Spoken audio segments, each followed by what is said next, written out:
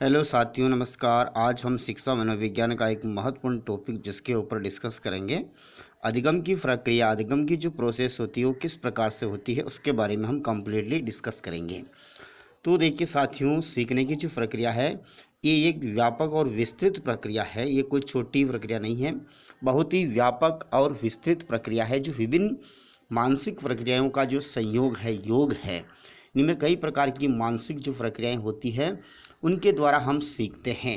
तो आज हमारे सीखने की जो प्रोसेस है, सीखने का क्रम है, वो किस प्रकार से होता है और किस मनोवैज्ञानिक ने कौन कौन से क्रम बताए हैं उनके अनुसार हम पूरी स्टडी करेंगे। क्योंकि जो सीखना होता है, अधिगम जो होता है वो जन्म से लेकर के मृत्यु पर्यंत तक सतत रूप से चलता रहता है, निरंतर रूप से चलता रहता है।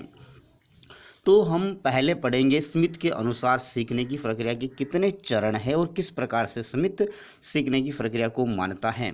तो सबसे पहले है स्मिथ के अनुसार पढ़ेंगे। तो सीखने की प्रक्रिया में स्मिथ ने कहा, देखो स्मिथ के अनुसार सीखने की प्रक्रिया में स्मिथ ने कहा कि कोई एक अभिप्रेरक होना चाहिए। अभिप्रेरक माने कोई चालक होना चाहिए। उसके बाद स्मिथ ने कहा कि सेकंड नंबर पे उसने कहा कि अगर कोई व्यक्ति अभिप्रेरित हो गया उसके सामने कोई आकर्षक लक्ष्य होना चाहिए। कैसा लक्ष्य होना चाहिए? आकर्षक लक्ष्य होना चाहिए, ताकि वो उसके प्रति क्या कर सके, अनुक्रिया कर सके। तीसरा पॉइंट यदि इनका हम देखें तो थर्ड नंबर पे इनका पॉइंट है कि लक्ष्य हमने बना लिया, उसके बाद लक्ष्य में बाधाएं, मार्ग में बाधाएं, लक्ष्य में क्या होनी चाहिए? बाधाएं। क्योंकि यदि हमारे लक्ष्य में हमारे सीखने की दर में अगर कोई बाधाएं नहीं आएगी तो हम नया ज्ञान, नया कौशल किस प्रकार से अर्जित करेंगे। तो स्मिथ के अनुसार सीखने की प्रक्रिया के 3 सोपान है।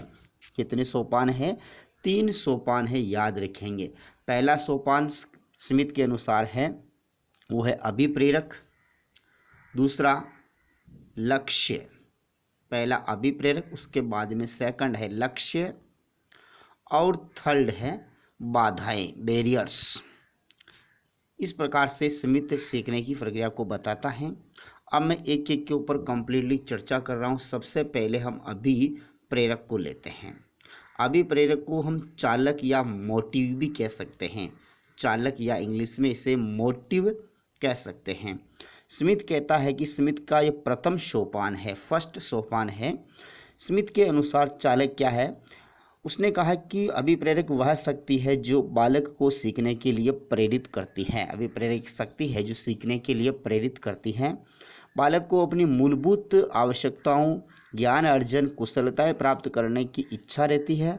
उनको प्राप्त करने के लिए कोई प्रेरित शक्ति होना आवश्यक है। इस प्रकार से स्मिथ का स्टेटमेंट है जो मैंने आपके सामने रखा है, आप नोट कर सकते हैं। उसके बाद सेकंड जो इनका स्टेप है सीखने का वो बताया इसने। सेकंड स्टेप बताया लक्ष्य को। लक्ष्य भी कैसा होना चाहिए? कोई आकर्षक लक्ष्य होना चाहिए जिससे हम अट्रैक्टिव होते हैं और उसको प्राप्त करने के लिए हम लालायित हो जाते हैं, हम उत्तेजित हो जाते हैं। इस प्रकार का लक्ष्य हमारे सामने होना चाहिए। तो अभिप्रेरणा, और देखिए अभिप्रेरणा कब उत्पन्न होती? जब व्यक्ति को कोई आवश्यकता होती है। तो अभिप्रेरणा और मूलभूत आवश्यकताएं जो होती है अपनी संतुष्टि चाहती हैं। अभिप्रेरणा और मूलभूत आवश्यकताएं क्या चाहती? हमेशा अपनी संतुष्टि चाहती हैं।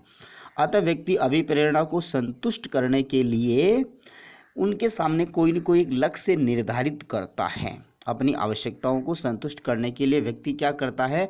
कोई न कोई एक लक्ष्य निर्धारित करता है, लक्ष्य निर्धारित करता है और फिर उस लक्ष्य के अनुसार वो क्रिया करता है, सीखता है। तो सीखने का जो दूसरा स्टेप्स है स्मिथ के अनुसार वो है लक्ष्य। तीसरी स्टेप्स है जो स्मिथ के अनुसार वो अधिगम प्रक्रिया की, वो है बाधा या बैरियर्स, बाधाएं, जिसको हम कठिनाई भी कह सकते हैं। जब भी आप कोई लक्ष्य प्राप्त कर रहे हो, अपनी आवश्यकता की पूर्ति करते हैं, तो हमारे मार्ग में, हमारे सीखने में कोई न कोई बाधा अवश्य आती है।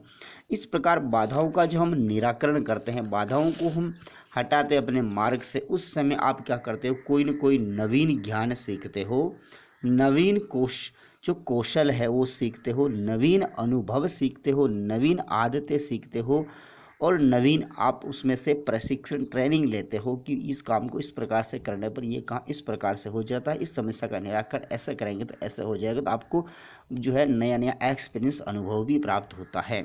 तो स्मिथ के अनुसार 3 चरण हो गए, वापस एक बार देख लीजिए। अभिप्रेरक, उसके बाद लक्ष्य, तीसरा है बाधा। तो स्मिथ के अनुसार 3 स्टेप हो गए। उसके बाद डिसेल के अनुसार सीखने की प्रक्रिया में कितने चरण होते हैं? तो डिसेल के अनुसार यदि हम देखें तो सीखने के जो चरण है वो 5 चरण बताए। डिसेल ने कितने चरण बताए? 5 चरण बताएंगे, वेरी इंपॉर्टेंट है। डिसेल के अनुसार सीखने की प्रक्रिया के कितने चरण हैं? 5 सोपान या चरण है। सबसे पहले चरण का नाम क्या है आप नोट कर लीजिए, मैं यहाँ पर मेंशन कर रहा हूँ। अभिप्रेरित व्यक्ति। कौन सा व्यक्ति? पहला है अभिप्रेरित व्यक्ति, आप लिख सकते हैं अभिप्रेरित व्यक्ति।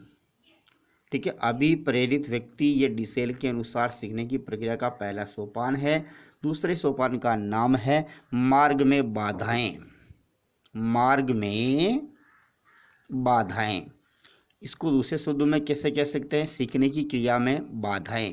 दूसरा चरण हो गया, इसको मैं अगले पेज पे ले रहा हूँ। तीसरा चरण है मार्ग में जब आपके बाधाएं आती है तो विभिन्न प्रकार की अनुक्रिया। तो तीसरा चरण है विभिन्न अनुक्रियाएं। विभिन्न अनुक्रियाएं, विभिन्न अनुक्रियाएं। चौथा चरण है सही अनुक्रिया। सही अनुक्रिया। पांचवा चरण का नाम है लक्ष्य या उद्देश्य प्राप्ति। लक्ष्य या उद्देश्य प्राप्ति।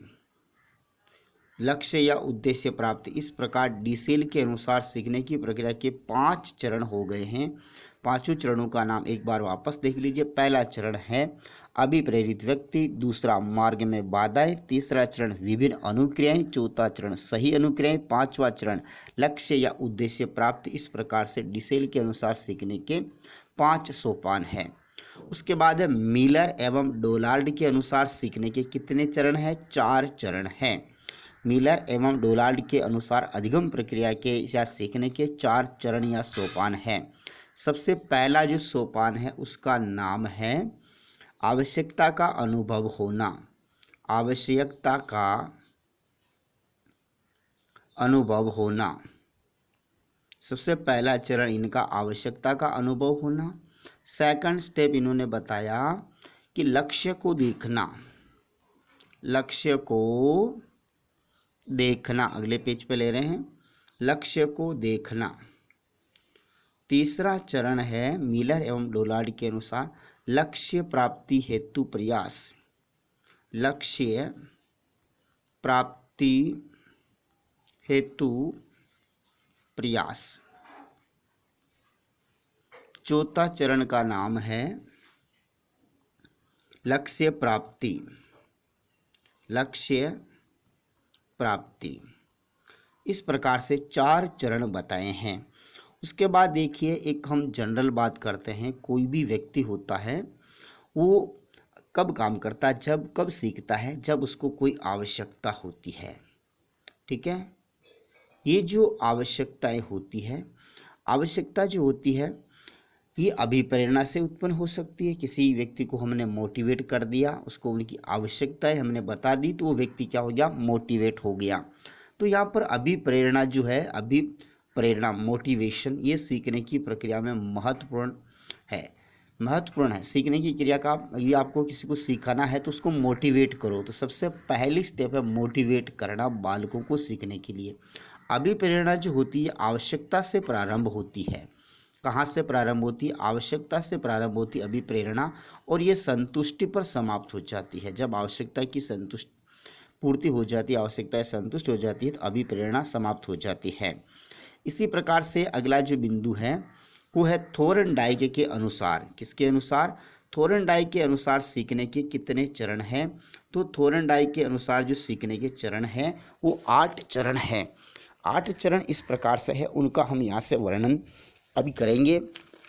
तो सबसे पहले जो थोर्नडाइक का चरण है वो थोर्नडाइक ने कहा कि आपके सामने जब आप सीखते हो तो कोई न कोई आपके सामने एक ऐसा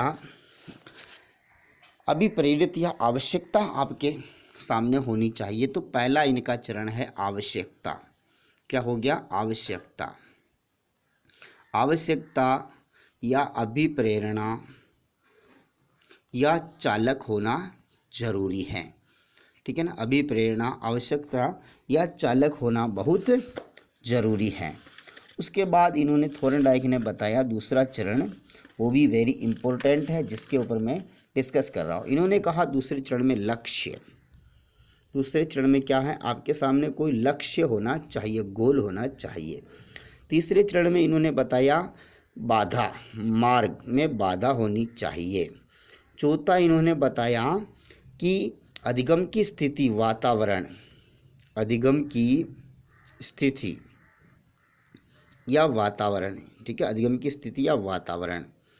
पांचवा चरण इसने बताया अनुक्रिया, रेस्पॉन्स, अनुक्रिया, इंटरेक्शन।